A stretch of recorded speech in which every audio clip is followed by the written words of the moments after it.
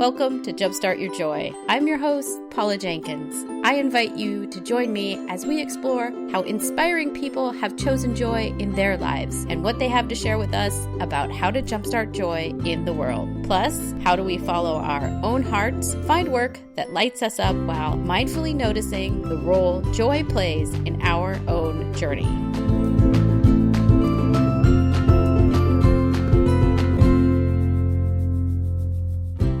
Welcome to episode 155. This is Paula Jenkins with the season 3 finale of Jumpstart Your Joy. This week on the show, I am super excited to be doing the top 10 countdown of most downloaded episodes for season 3. I love doing this each season. You can find these for both season 1 and 2 as well. I'll link up to those in the show notes. It's really fun to go back and pull the stats to see what were the most downloaded episodes of season 3. All of these were released in the last year, so that's the requirement. And then I just see what you guys have listened to the most, and it is always quite interesting. If you're new, this is a great episode to tune into and get a sense of the show. And what I'll be doing is the countdown itself, of course. And then I pull a snippet from every one of the shows that really resonated with me when I spoke to the guest, or in some cases, some of these are solo casts. And that's where I'm doing the show all on my own. So also very fun when that happens. If you are new to the show and you want to find out more about Jumpstart Your Joy, you can find it all at the website at jumpstartyourjoy.com. There's 154 other awesome episodes over there, if I do say so myself. And you could also find the show notes for this episode at jumpstartyourjoy.com/final3. Final 3. And I'll link up to all of the original episodes if you want to hear them. If you're delighted by the guest and you want to hear more, you can find the links there. And so let's just dive right in. We are going to go from 10 to 1, as we should, with the top 10 countdown. And at number 10, super excited to have the joy junkie herself, Amy Smith, on in episode 122. I loved that I got to talk to another person that loves joy as much as I do, and loved that she talked a lot about how you are responsible for the intention of something that you say.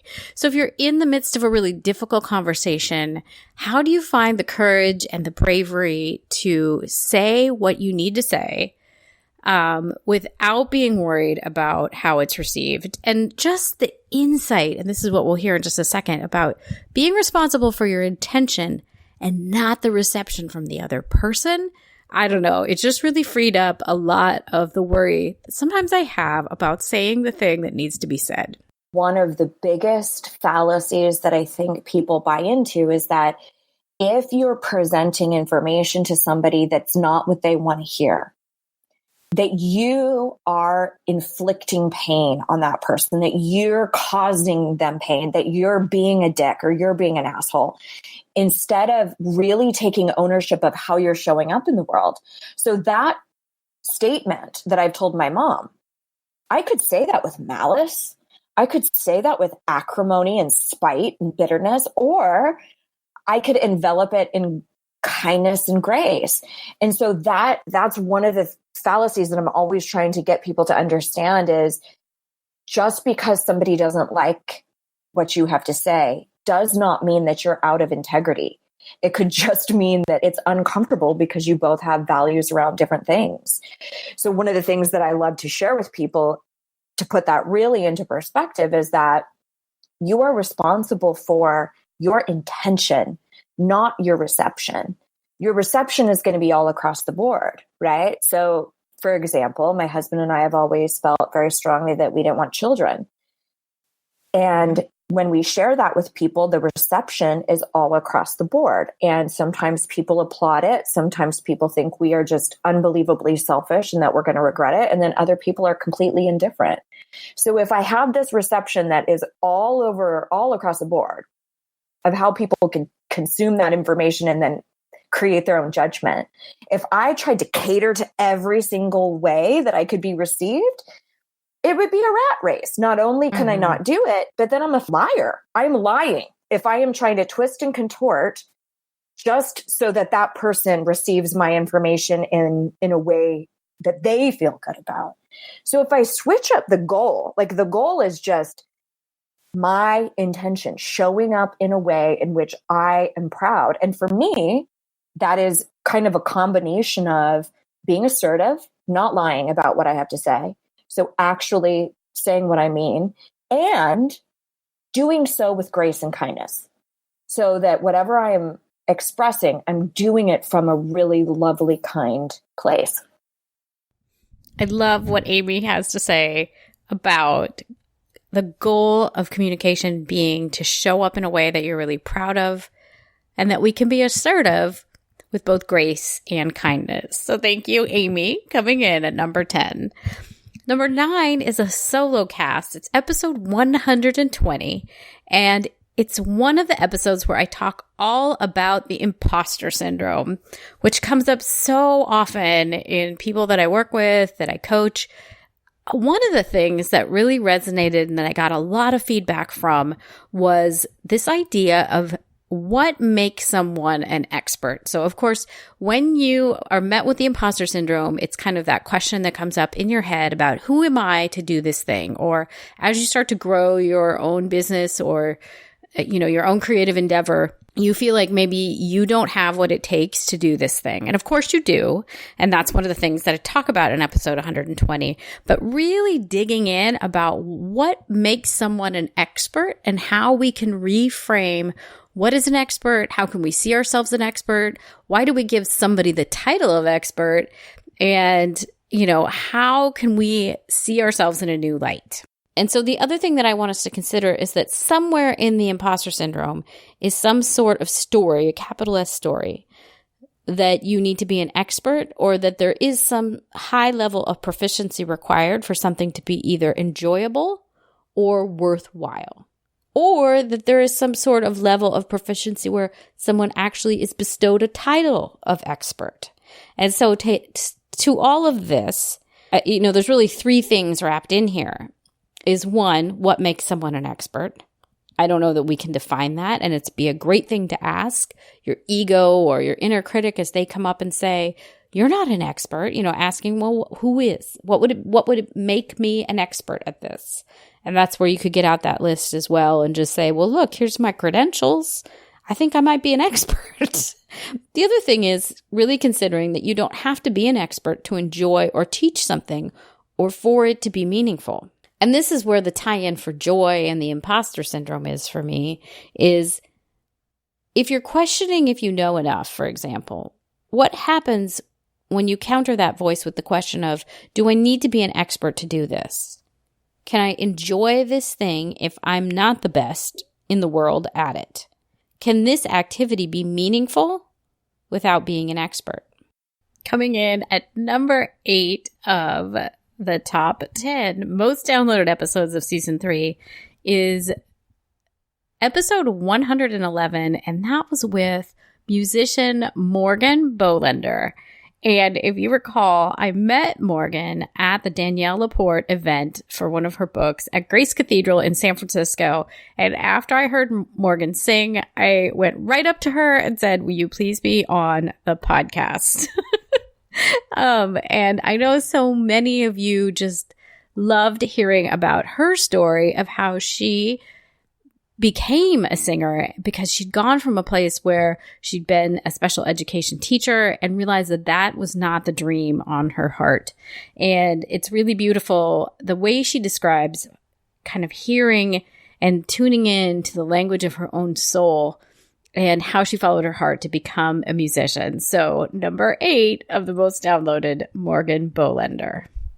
I was suddenly, I just turned 22. I was 6,000 miles away from everyone that I knew. And I was just on the island, the big island of Hawaii. And I realized that I had 2 choices in that moment. When I woke up crying, I was like, okay, I can keep on going in this direction of social prestige and keep sounding good to folks and doing this work while on the side having this devotion to my heart and to living with a sort of singularity and oneness, devotion to my own heart's truth. And then I could do that, and then I was like, wait a second, with choosing the one that's just my heart's truth, like there can't be another one. Mm-hmm. And I go and I'm just looking at the ocean and I'm like willing myself to feel again, because I had just been head down, plow forward for a long time, and I knew that I couldn't feel. And I'm sitting there and I'm like staring at the ocean and start writing. And I write. I know when I landed on this island, it felt alive to me, but like, where are the pulse points? And I kid you not, within 1 second of writing that, I hear like doom, doom, doom, doom, a drum from across the way. Wow. And I look, and now there's one other car in the parking lot, and there is one man on the other side sitting under a tree playing his drum. And I was like, what the hell? And I feel like that's the moment my life started in some ways, you know, like my life of magic and possibility and freedom. And so I walk over magnetized, but I don't want him to see me because I'm like a mess, like truly a mess. And I've got a Krishnamurti book and a Kurt Vonnegut book, and I just sit close enough that I could hear him, but far enough away that he can't really see me. And I sit and I pretend to read one of those books for like an hour or two.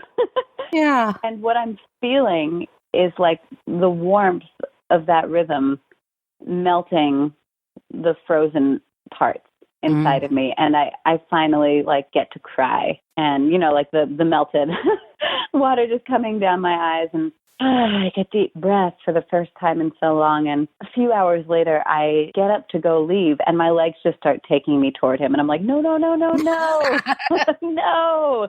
You don't want to see anyone right now. And they're just going, and it's like, you need to thank him. I'm like, ugh. So I like walk over, and as I get closer, I see that he's just like this glowing person. Wow. And I get close, and he looks up at me, and I'm like, breath taken out of me.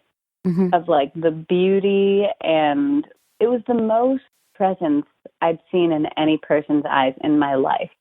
He just looked at me and he's like, aloha. And everything stopped for me, you know, and I was just like, hi. I just wanted to thank you. You know, and I told him a little bit, and he was just like, well, great. Like, glad that it did that for you. Awesome. And like was just so chill, and I was just so moved. And the next day I went again, and we ended up spending the whole day together until the sun set into the ocean. Talking about, oh my God, just everything, but like with a focus on like Sufism and Taoism and just ideas and theories and feelings. And it was just like so nourishing for me. I felt like I'd maybe for the first time met someone who was on the same page as me, but further down it. And at the end of that, he was like, I think you may find more of what you're looking for on the other side of the island. And like, that was it. Wow. So there's like, I mean, this story could be too long, so I love that Morgan found her voice and she listened to that calling. And if you haven't heard her song, Mary Oliver, you need to go back to episode 111 and listen. Number 7 in the countdown was the episode right after Morgan, and that was with Alexandra Franzen. She had just released her book, You're Going to Survive, which is really great. It's all about how we get through difficult situations at work and other places, and I really enjoyed the conversation. I especially loved Alex's insight around how you can turn a day around even when it feels like it has been not a notable day in any way, but that you can make the decision in any moment that today is not over yet and that you can still make it an amazing day. And of course, this ties into my very big belief that joy is a choice and then we keep choosing it. And for that reason, I was super excited that Alex's message resonated with you guys as much as it did with me. But you talk about that moment where you say today is not over yet. Is that like your mantra through this book for yourself as you were writing? Yeah. Today is not over yet is one of those, I guess you could call it a mantra or a personal reminder that I say to myself all the time because it's always true, right? Whether it's 1 a.m. in the morning or 11 p.m. at night, no matter what time of day it is, today is not over yet, which is kind of funny. And it's one of those phrases that I say to myself, especially when I'm feeling defeated or having a rough day at work, or, maybe I've been kind of lazy and I've been procrastinating and I haven't achieved as much as I hoped I would. And now it's 5 p.m. and I'm sort of like, well, today is just a waste. Well, maybe not, right? Because today is not over yet. And there's always time to turn things around. There's always time to end the day on a positive note, even if it's something as small as, writing a thank you note to someone you care about, or calling your mom for 5 minutes to chat and laugh, or, reading one poem that you really love and that leaves you feeling inspired. Like, there's always something, right, that we can do to end the day on a somewhat positive note. And I love that. And that definitely is a message in my book, You're Going to Survive. And I actually have a story called Today is Not Over Yet inside the book. And it's a huge message. In fact, I think Today is Not Over Yet might be the final sentence of the book, if I remember correctly. That's wonderful. Do you want to share a little bit about the story that you share in the book? Yeah. It's a story that I actually shared on my blog a couple years ago. And it was so interesting because it was one of those things where I wrote it out and I posted it on my blog and I sent it to my email newsletter. And it was just kind of an ordinary, everyday story. There was nothing dramatic about it. So what happened, really briefly, is that I was just basically having a kind of a lazy day. I overslept. I felt groggy when I woke up. I had to do a long drive, which sort of, put a kink in my day. I got home. It was rainy. I didn't really get any work done. It was just one of those days where it all just kind of felt like a waste, and now it's getting close to the end of the day. And I remember I was about to order a pizza and just sort of say, well, today was a waste, but I'll try to do better tomorrow. And I was ready to just get a pizza and kind of curl up on the couch and check out, basically. And as I was like typing the number of the pizza restaurant into my phone, I remember hearing a voice in my head, really hearing a voice in my head as if someone was speaking to me. And it was almost startling. And the voice just said, today is not over yet. And it stopped me in my tracks.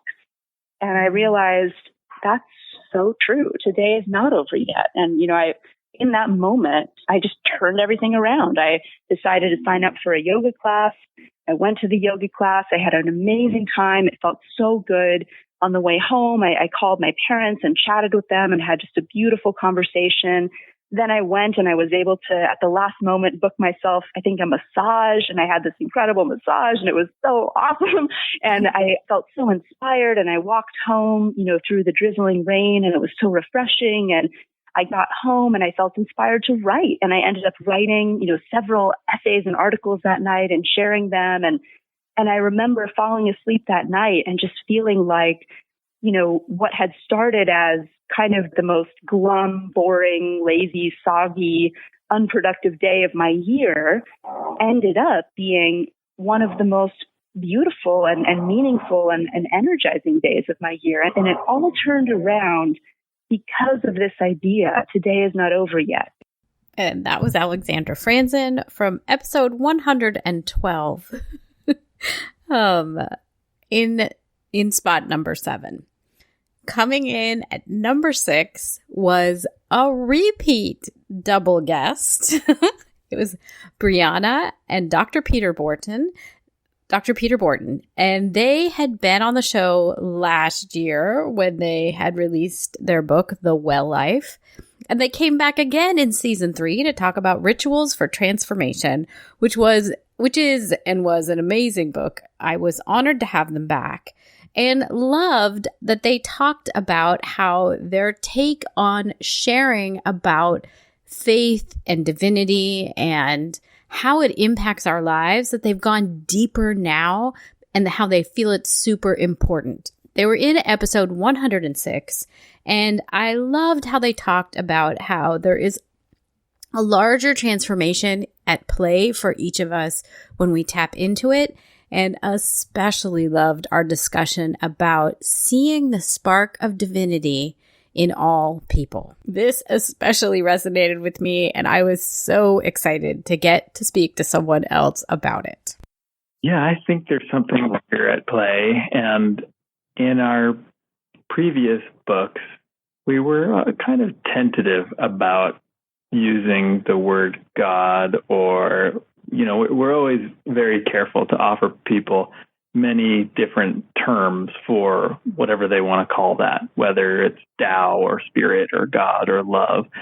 I wouldn't say we tiptoed around it, but we recognized the potential for people to be put off and to associate that stuff with religion and maybe negative experiences otherwise in their life. And yet we had so many personal and professional experiences where a thing that was transformative in, like a quantum change in quality of life, that we felt like we had to be really frank about it in this one.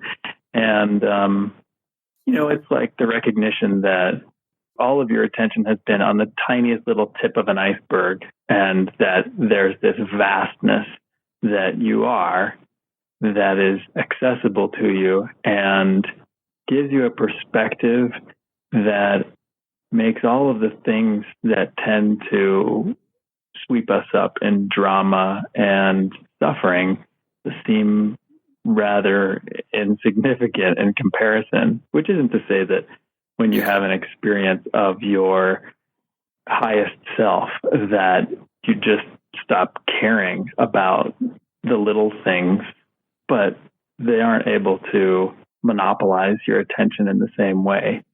And that's a transformation. It might not require that you quit your job or end your marriage or any of the other things that I think people fear a spiritual awakening is likely to produce in them. More likely is that it's going to alter the fundamental presence that you bring to all of those things, and you're going to feel a lot more free in terms of how you show up. There's this tendency to be just going to send everything love and light and hope that all works out. And yet we are living these human experiences, and we're very connected to each other. And so I really think that one of the hardest things to do as somebody who aims to be like a spiritual warrior of sorts is to stay connected to the truth of, and see the big difference there is that for people to be like, well, I'm connected to the divine inside of me, and therefore I don't need to deal with the problems out there. But if we are really all connected, then there's divine in everyone. How do we forgive? How do we see the divine in others? How do we see the divinity in somebody who isn't able to see it in themselves? Because that's what's happening. People are not connected to truth. They're not able to access in themselves where they are connected to God or love or the truth, whatever you want to call it. And that is creating them to fraction off and take actions that are really painful for other humans.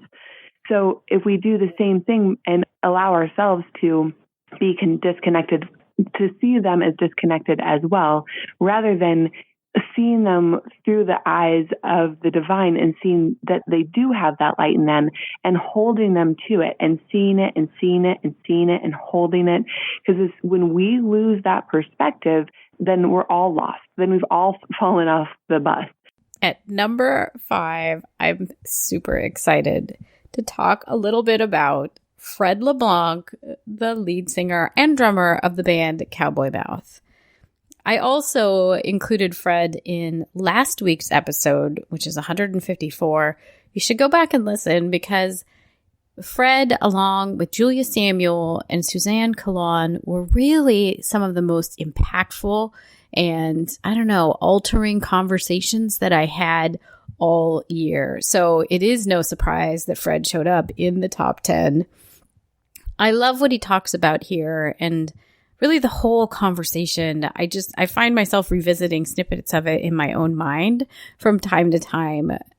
One of my favorite parts of the conversation with Fred was when he talked about getting back in touch with something that brings him joy, even when he's in the midst of a really hard time. And again, this goes back to that choice thing, that we can make a choice, and sometimes the next step in choosing joy is taking the small action that's needed to get us back in touch with what once brought us joy.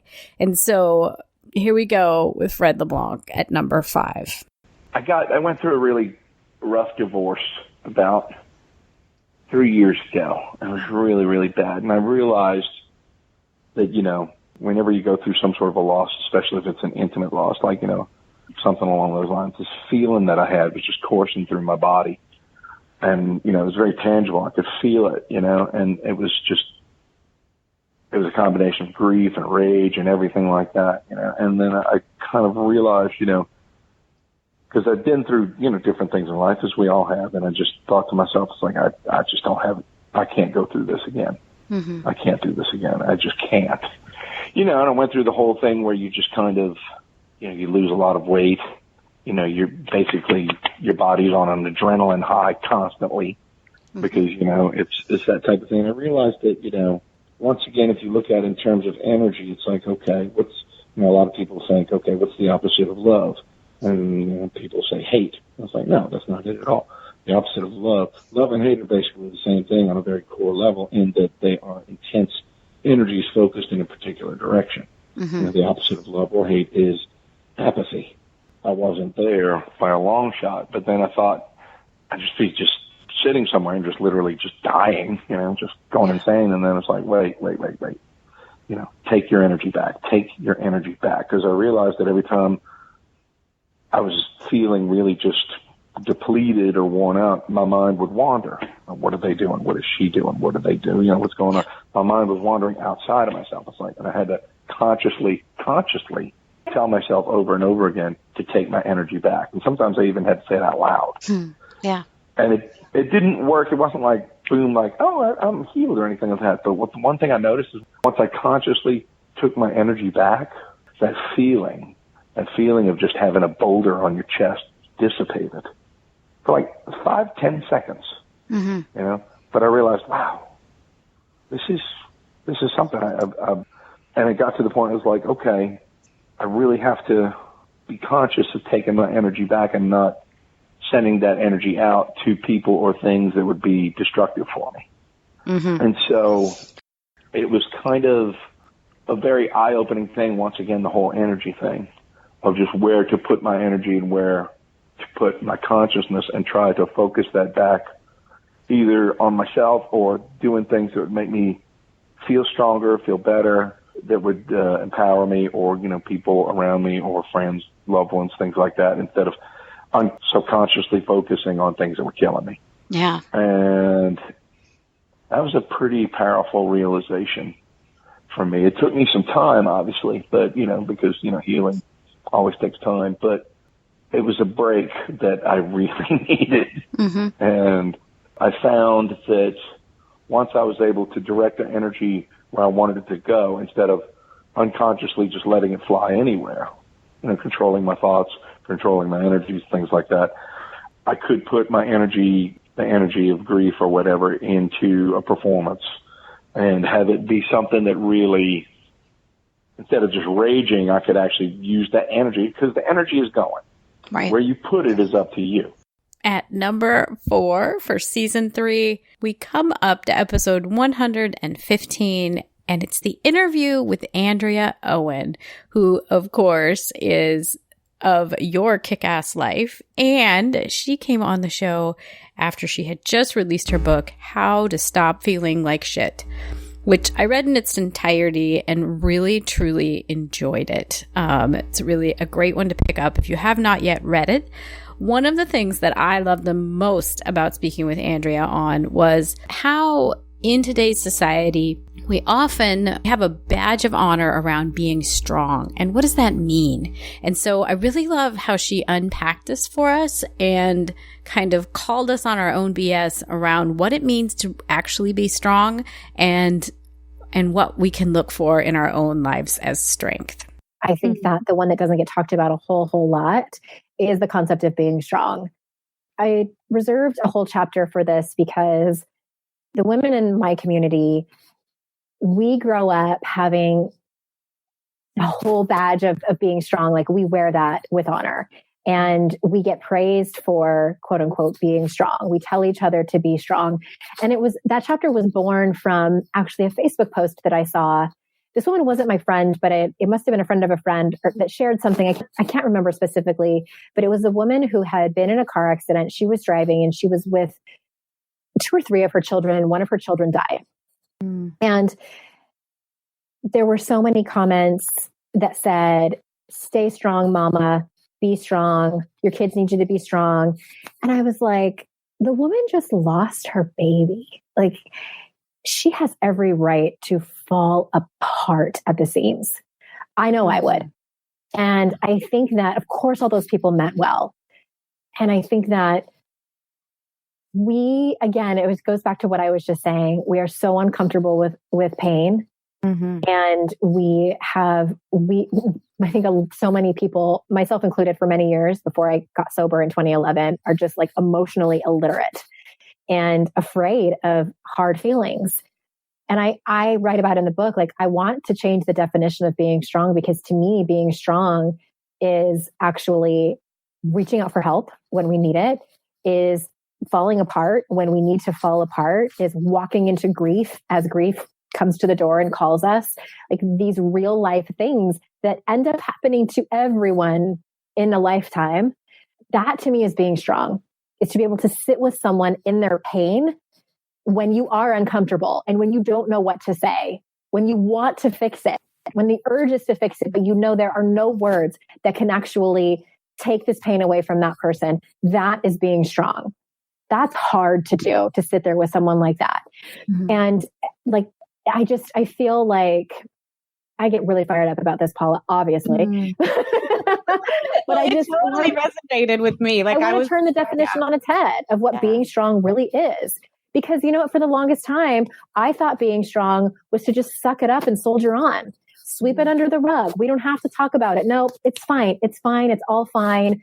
I'm going to be okay. Let's talk about you instead. That's not being strong. That's being afraid. Coming in at number 3 of season 3 is a solo cast that I did in January, which was all about creating your very own actionable bucket list.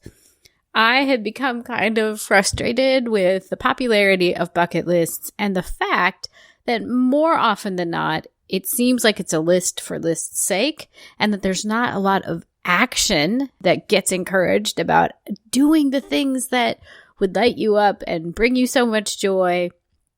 And so I did an entire episode that you guys downloaded quite a bit, all about creating an actionable bucket list as part of a New Year's resolution. One of the things that I brought up was, how do you add things? How do you mindfully choose what you add to your bucket list if you have one, and how you can make a bucket list actionable and something that you can live from and get inspiration from in your day to day. Next, mindfulness. What makes the list? If you already have a bucket list, but you have ignored it, or you aren't inspired by it and what to keep on it, get it out. Get your list out as soon as you can. Right now, if you can, if you're driving or sitting at work, get it out later when you get home tonight. Get that list out, look it over. And really checking in with yourself, what rings true for you on this list. And this is where I want you to be really almost too honest with yourself. What got put on this list because it seemed cool, or someone you admire mentioned it once, or maybe you did visit the 10,000 things to add to your bucket list. What on there doesn't necessarily feels like it comes from you? What on there, and this is the hard moment, folks, was put on there because it felt like somebody else's dream or seemed cool or was a passing fad. Get that stuff off your list. The reason I'm asking this question of how have you been adding the items that are on your bucket list is because if this list is going to be something that continues to be meaningful to you, it needs to have things on it that are mindfully curated. If you're going to, let's just break this down. If you're going to spend the time and the money and the effort and the essence of your wild and precious life pursuing these things, it's important that everything on the list be special and important to you in some way. And this might mean, in the case of Carter in the movie The Bucket List, that your list isn't long. It could be kind of short. And it might also mean that there's quite a few things on there that might take a long time to complete. Because like life, your life list or your bucket list is a work in progress. This list and its completion is going to be a marathon, not a sprint. It isn't about quick wins or immediate gratification. It's more about asking the question of what defines you and what do you do very mindfully and want to be known for. And I think a little side note there is there might also be some things on this list that aren't these big, lofty, heavy things. I mean, you could very honestly put some very small things on your list. I don't know why, but I think owning a funny pair of sunglasses. I mean, sometimes that's a big deal. And if you really knew me, I love funny sunglasses. So that's like, I think balancing those things out, but there's got to be a resonance with you if you're spending your time, your money, and your precious life on following these things.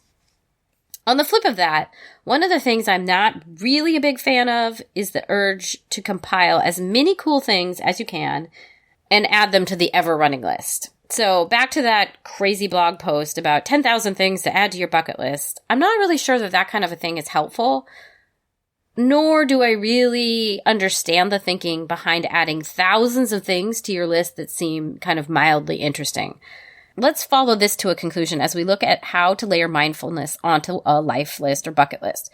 Let's say you visited one of those big posts and looked it over, and so I've been to the 10,000 things to add to your bucket list post, clearly. One of the things that I've seen on several of these jumbo lists and that fascinates me is spending a night in an underwater hotel. I don't know why. That was just one that I was like, hey, if I was just going to pick something to put on a list, that might be one of them. So I think there are a few of these hotels in the world, and I've seen images from one of them in Dubai. If I'm being honest, I'm also super intrigued by those man-made palm-shaped islands that are in Dubai. So I will link to both the underwater hotel and these palm islands in the show notes. jumpstartyourjoy.com/episode 117. But so the underwater suite, I looked it up, and if I wanted to stay there overnight, it would be almost $5,900 a night in US dollars. It's called the Neptune Suite. And I'm going to admit, it kind of looks like it might just have a really big aquarium instead of a window. So I don't know that it's really underwater, but just makes you feel like you're underwater. So I'm going to admit, even just in researching that, it might feel a little disappointing with that kind of a price tag. But being armed with that info, doing a tiny bit of research, I think I can pretty much cross this hotel off my list, as the experience doesn't feel like something that would really be fulfilling to me. If I kept it on the list, I think it would only be there, and this is me being totally honest as I'm asking you guys to do, but like it would only be on the list as a novelty item or a what if item. Or maybe it'd be the kind of thing that I'd feel like had some kind of high roller appeal, which it does, and there's nothing wrong with that. I mean, we all like luxe events and like kind of cool high-end events to attend. VIP is always awesome. But I'm going to say that this specific hotel and the Neptune Suite, it doesn't seem like the kind of thing that if I hold it up to the mirror of, does this make my soul feel complete? No. Staying in a hotel with an underwater or aquarium window, no, I don't think that completes me. It is a novelty, fun idea. So that's the gauge I want you guys to think of. Either in creating your own bucket list or at looking at the things on your list right now. Is this thing going to be truly interesting and fulfilling? And does it resonate deeply with who I am? And that was number 3, episode 117, The Actionable Bucket List. Number 2 on the countdown is another solo cast, which it always blows me away that you guys listen to them and download these solo casts so much. It's always just a surprise, and I delight in it. This number 2 episode is the one all about content planning, which is a topic that is one of my favorite things to talk about. It's really no surprise to me that it is one of the favorites of this last year because it's something that I do in my podcasting class, which you can find out more about at jumpstartyourpodcast.com. And it's also something that I do day to day as a project manager in my day job. So one of the things that I shared about was how to really get clear on your message if you're starting a podcast or a blog or a business or planning a retreat, which is another big topic that's all over my blog. Another thing that I love to do. And so I really broke it down and gave you guys the basics of how to do content planning. The first thing I want you to do, and there'll be a worksheet also associated with this, is I want you to step back and think about 1 to 3 words that are going to guide your work.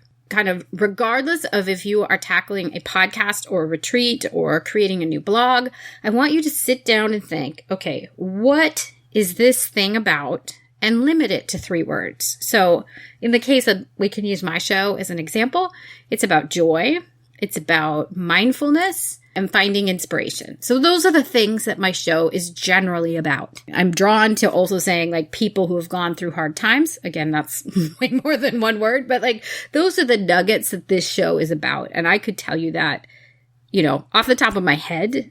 And so I want you to think about that for whatever it is that you're creating.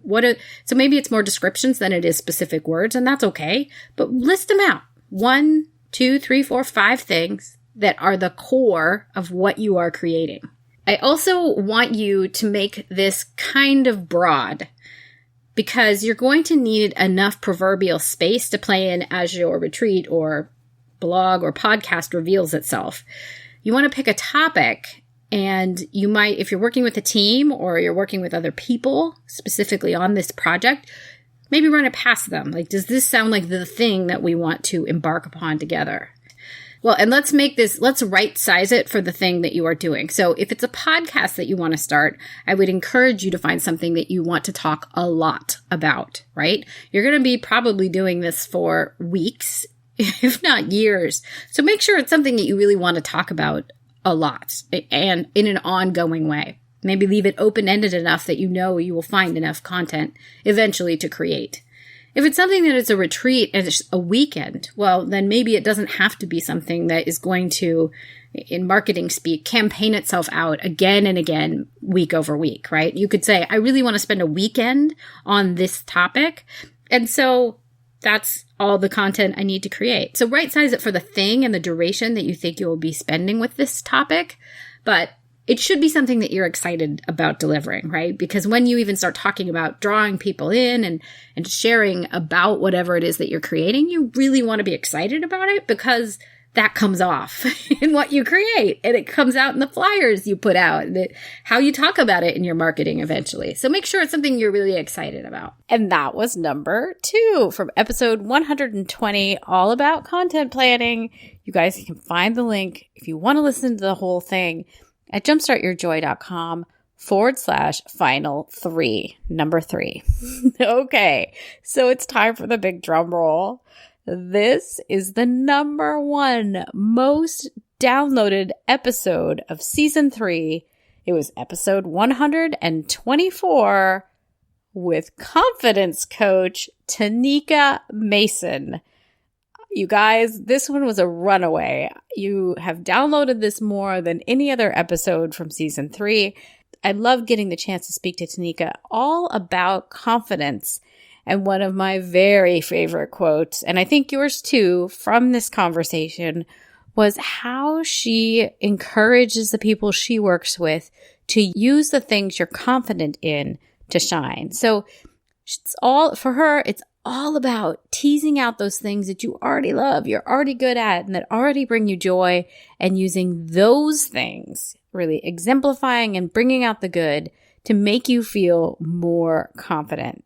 Definitely, we're getting there, but again, women, especially because we take on so many roles, as opposed to a male or somebody else. We take on all the roles. You know, we cook, we clean, we can. You know, I work under the hood of my car sometimes. So there's tons of things that we take on as females that men sometimes just you know, they don't, or they don't have to, or they won't. So. Yes, as women especially, we have got to look out for ourselves first and foremost. Yeah. Yeah. And I think even just talking about it, I mean, whether it's here on a podcast or recognizing it with your friends and not accepting it that it's just not accepting that it has to always be this way, meaning you have to do all the things, or just admitting to each other that, you know what, I'm tired, or this feels hard, or I need help. Exactly, and we don't do that enough. You know, for example, in my community, I have a couple of communities. In one of my communities, a Facebook group, so the women, they don't speak up enough, and I'm trying to. And I was like that way back in the day as well. So it's a process, and you have to get into the habit. But I think once women figure out that, hey, I need help, and it's okay to say that you need help. You know, I think that's a courageous moment to be able to speak up and say, hey, I'm here. This is what I do. And yes, I have a question about this. Or, hey, this is what I'm good at. This is my expertise. Yes, let me answer that question for you. So, and I think that we've just been too accustomed to holding back and holding, not everybody, but most females are, you know, been accustomed to holding back just a little bit too much. And now it's time to, this is definitely the best time to let loose, throw your kind of inhibitions to the wind, and really go back to making yourself happy and finding those things that make you happy, and the things that you're confident about, use those to propel yourself forward in your life and in your business. The point that you just made there about kind of the confidence being, it's almost like there's two sides to it. One, that confidence can come out and that we may not ask for help, but it also comes out that we're not always talking about the things we know we're good at.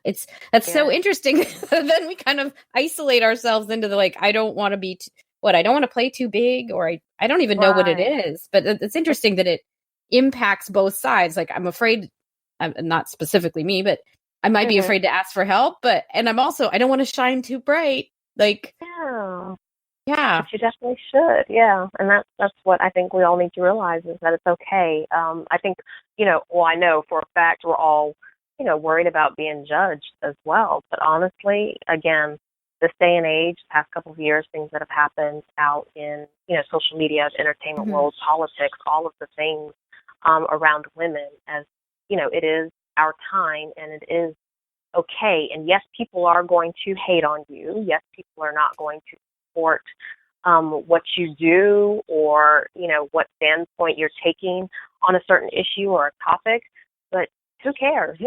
Again, it's about you, what makes you happy, and you feeling confident in all that you do, and then voicing those concerns, or voicing, you know, your expertise. All of those things start to come into play, and it's time.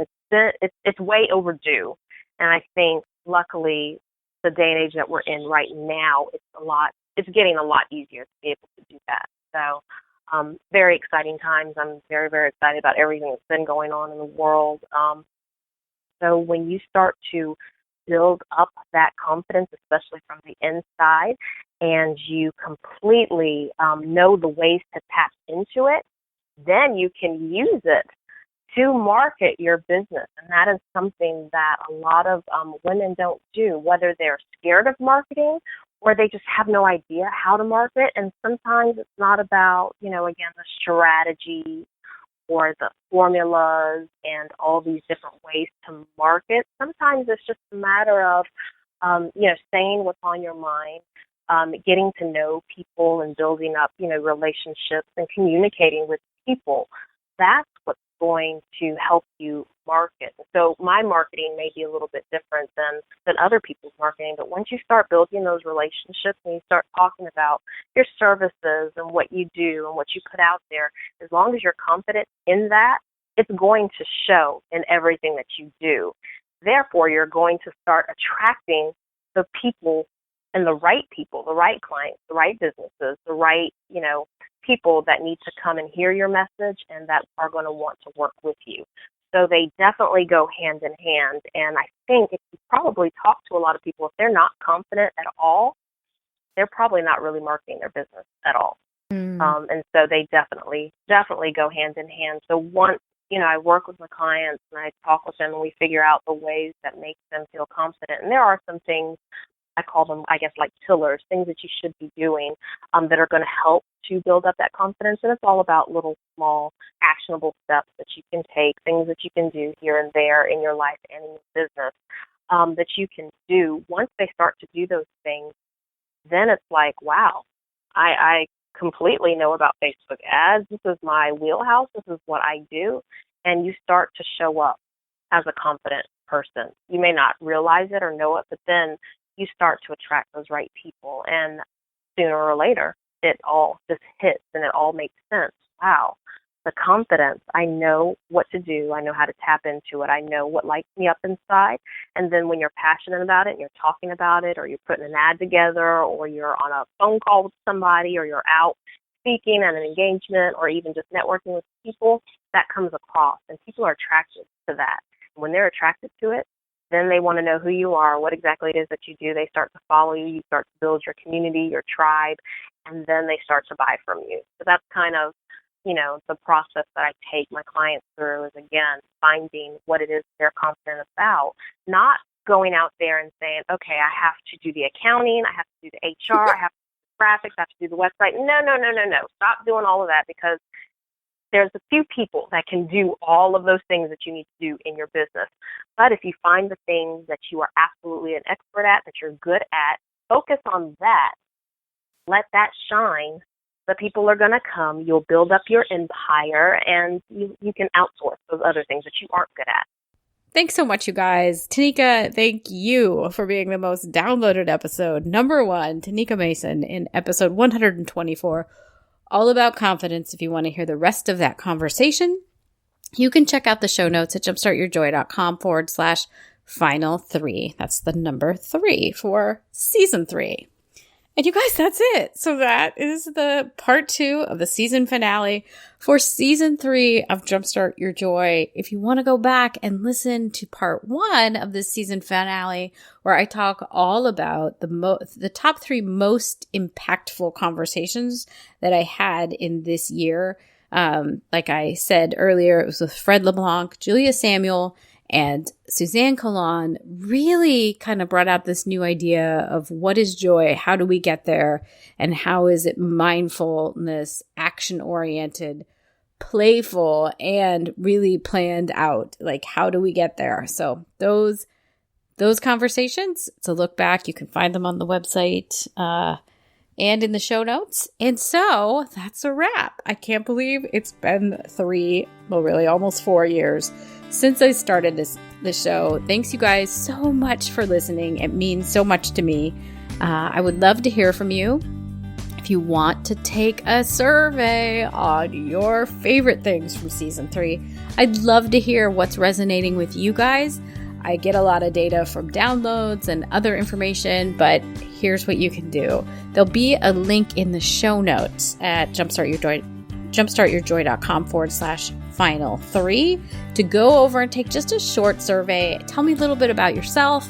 Tell me what guests you enjoyed. Give me some ideas for who you might like to hear in amazing season 4, which is coming up and is underway and is being planned.